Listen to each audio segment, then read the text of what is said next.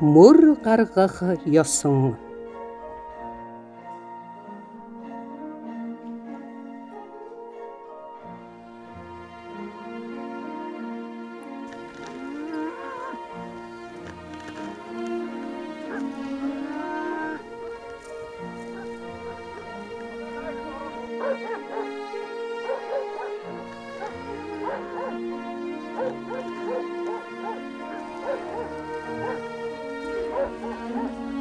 Цастай цамтай үл улирч цагийн хошуу нааш ширэглээ.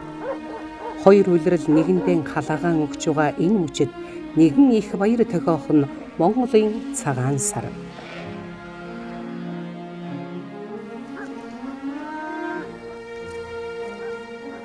Дорн дахин тэр дундаан монголчуудын хувьд цагаан сар бол шинэ жилийн баяр, шинэ бүхний эхлэл юм.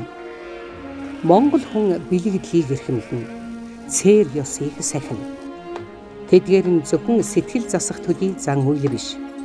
Уул ус, хангай дэлхий, од гаргисын нөлөө алив бүхнийг тооцож, амьдралын зам мөрөөнд тэгшилж ирсэн олон зуун жилийн түүхтэй зан үйл юм.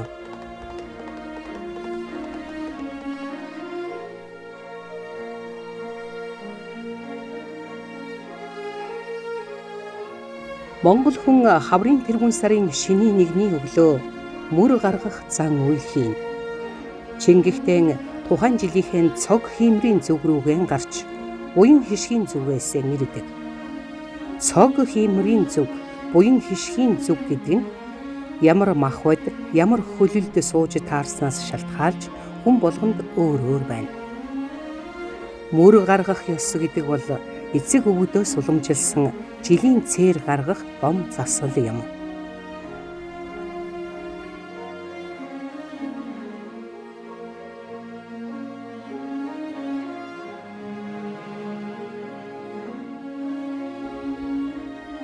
Эрт цагаас л айлын ноён нурууг өрхийн тэргүүн үүрдэг гэж үзэж гэрийн эзэн мөр гаргадаг байна. Өрхийн тэргүүн мөрөөн гаргаснаар тухайн айлын ам бүл бүгд мөр гаргасан гэж үздэг.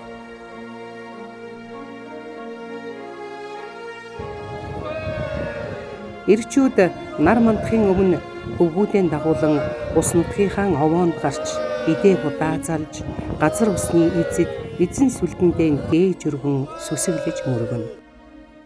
Ингэж мөрөөн гаргадаг байна.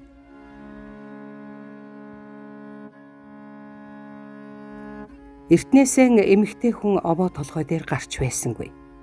Энэ ёсыг өнөөч дагаж эхнэр хүүхдүүд гэрийн гаднаас цай сүүний цацал өргөж хангай дэлхийгэн аргаддаг уламжлалтай.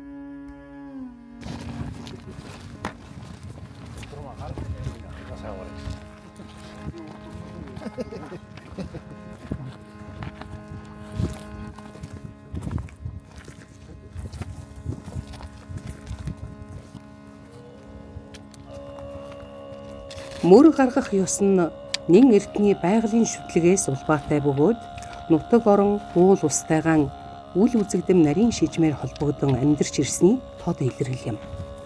Ил ёс нь тухайн шинэ жил нүүдэл суудал эвтэй, 8 арилжаа өгөөжтэй, ан гөрөө ариван, ажил үйлс нь өөдрөг байж, явсан мөр нь өөдөө, ирсэн хөл нь дүүрэн байхыг бэлэгдсэн утга учиртай.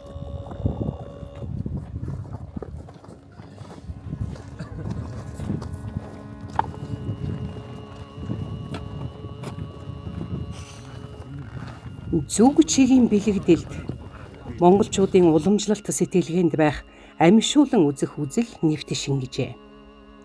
4 зүг 8 зохис хэмээн хэлж заншсан зүг чигийн бэлэгдэл болон 12 жил 28 одолуга хамттагсан бунд хурал хэмээх зурагт дүрслэлж бөө мөрөлийн зан үйлээс улбаатай юм. Энэхүү 8 зүгийг хөлөл гэж нэрлэдэг.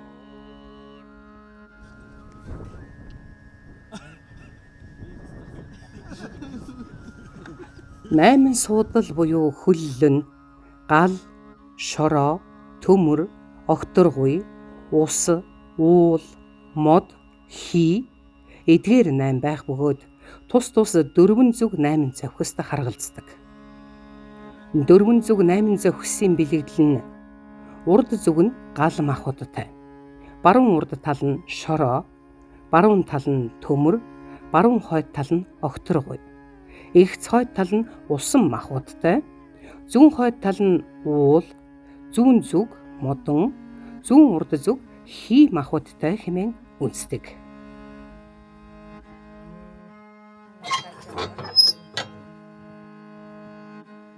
Тухайн хүн тэр жилдээ ямар суудалд сууж байгааг мэдхийн тулд эрэгтэй хүнийг гал суудлаас эхлэн 8 суудлыг бэлгийн насны тоогоор нар зөв тойруулан тоолж олдог. Эмэгтэй хүнийг ус суудлаас эхлэн бэлгийн насны тоогоор нар буруу тойруулан тоолж тухайн жилд ямар суудалд суухыг мэдэх боломжтой. Өөрөөр хэлбэл эрэгтэй хүн эхээс төрөхдөө гал суудалд, эмэгтэй хүн усан суудал дээр суудаг. 1 жил өнгөрөхөд эрэгтэй хүн бэлгийн насныхаа тоогоор 8 суудлыг нар зөв тойрон эргэдэг. Харин эмэгтэй хүний суудал нар буруу тойрч явдаг гэсэн үг. Тиймээс тухайн хүн жил бүр өөр хөлөлд суудгийн учир энэ. Ингэж явсаар гэр бүлийн хүмүүс суудал давхцах тохиол бий. Гэрийн эзэн эзэгтэй хоёр нэг суудал дээр таарах юм бол суудал давхацлаа хэмээн засал хийлэгдэг байна.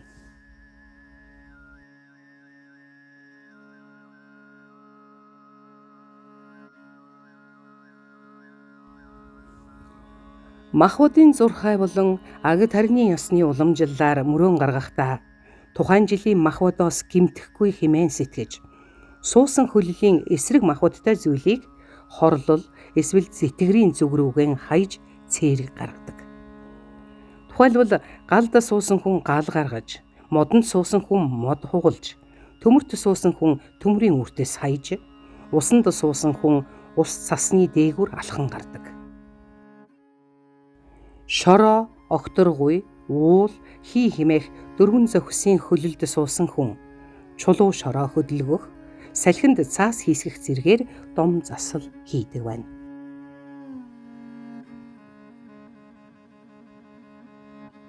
Хэрвээ гарч байгаа жилд тухайн хүний суудлын хөлөл нь хар нохойн ам хиймрийн зүгт давхцаж байвал тэр зүгт гаралгүй буян хишгийн зүгээс гарч хиймрийн зүгээс гэртээ ирнэ.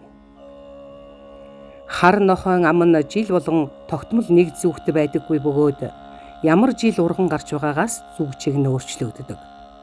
Тухайлбал бар туулай жил гарвал огторгуйн хар нохой ам зүүн зүгт, луу жил гарвал зүүн урд зүгт, могой морь жил гарвал урд зүгт, хон жил гарвал баруун урд зүгт, бич дахиа жил гарвал баруун зүгт, нохой жил гарвал баруун хойд, хулган гахай жил гарвал хойд зүгт, харин үхэр жил гарвал зүүн хойд зүгт байрладаг байна.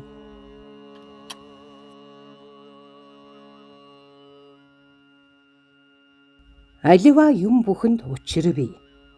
Ингэж зүг мөрөн гаргах нь ч бас үр хүүхдүүддээ нутаг орон хил хязгаараа зааж өгөх, цаг агаар шинжих гээд олон талын мэдлэгийг түгээж оюун санаанд нь суулгаж байгаа хэрэг юм.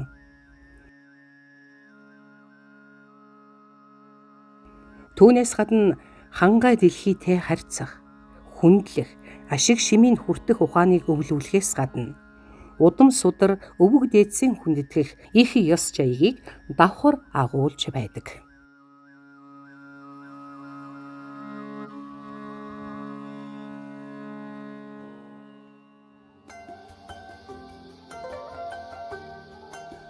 Ураг төрлийн алтан хэлхээг баттган элгэн садны эв найр ахас ихсийн ёсыг дээдлэн сахиж уул ус нутаг орны эздийг хотол түмнэрийн аргадан тайтгаруулж амны бэлгээр хойтын сайныг өрөөн дуудаж ажил үйлс өөдрөв амьдрал ахуй амгалан байхыг өрөөй. Амар амгалан оршихуйн бэлэгдлийг өрн цаг ургах нартай нь айлсуулан угтаж ухаан төвгдийн тогтоосон ёс заншлыг үеэс үед залгуулж түмэн онд өртөөлсөн их Монголын цагаан сар айсвэ.